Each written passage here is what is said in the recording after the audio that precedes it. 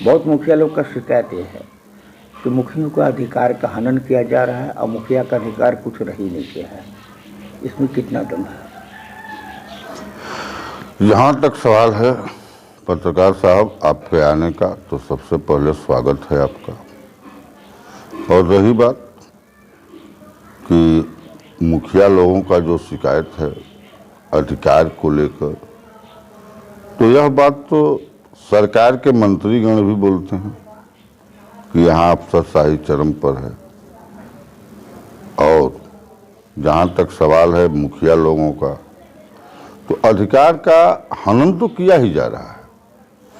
अधिकार का हनन इसलिए किया जा रहा है कि इंदिरा आवास अब तक साल भर में एक भी मुख्यमंत्री आवास योजना के लाभुकों को लाभ नहीं मिल पाना, ये तो दुर्भाग्य की बात है। दूसरा चीज कि अभी गौशाला का मैटर है। आम पब्लिक को, कोई को बकरी पालने के लिए, कोई को जो है गाय भैंस पालने के लिए सरकार के द्वारा बकरी सेट दिया जाता था। आप वरिष्ठ मुखिया हैं, अनुभवी हैं।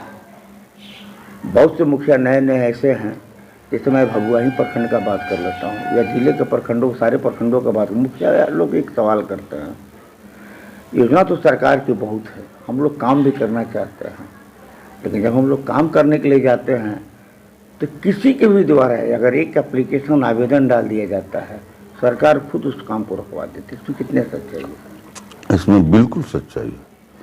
सच्चाई इसलिए है कि मुखिया के पास सरकार उस समय जब पंचायती राज का गठन हुआ था तो मुखिया के पास सबसे बड़ी शक्ति दिया था, वो ये था कि योजना का चयन भी मुखिया को ही करना है, योजना को क्रियान्वित मुखिया को ही करना है उनके सचिव के द्वारा, और भुगतान भी मुखिया को ही करना है। जिससे मुखिया को ये होता था कि योजना जो भी उसको जरूरी लगती थी आवश्यकता अनुसार अपनी योजना कराता था और योजना की क्वांटिटी और क्वालिटी देखते हुए भुगतान भी करता था। आज स्थिति ये लगी है कि मुखिया योजना चुन लिया,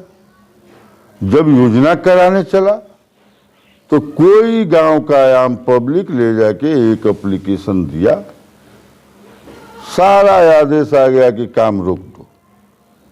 अरे यार, आज तो ये लग रहा है कि न मुखिया योजना चुनने के पावर में है, न मुखिया योजना को क्रियान्वित कराना, तो बहुत दूर की बात है। जब क्रियान्वित नहीं होगी तो भुगतान की बात। होना क्या चाहिए मुखिया जी? होना ये चाहिए, सीधी सी बात है कि मुखिया लोगों को, जनप्रतिनिधियों को कार्य योजना में अगर पूर्ण रूप से स्वतंत्रता प्रदान नहीं किया जाएगा, मुखिया के अधिकार को स्वतंत्र नहीं छोड़ा जाएगा, तब तक ये पंचायत के विकास ढुलमुल तरीके से ही चलेगी। इसके विकास की परिकल्पना बहुत करना मुनासिब नहीं है। दिया मुखिया पर बहुत मुखिया लोग का शिकायत ये है कि मुखियों का अधिकार का हनन किया जा रहा है और मुखिया का अधिकार कुछ रह ही नहीं किया है। इसमें कितना दम है? यहाँ तक सवाल है पत्रकार साहब आपके आने का, तो सबसे पहले स्वागत है आपका। और रही बात कि मुखिया लोगों का जो शिकायत है अधिकार को लेकर, तो यह बात तो सरकार के मंत्रीगण भी बोलते हैं कि यहाँ अफसरशाही चरम पर है।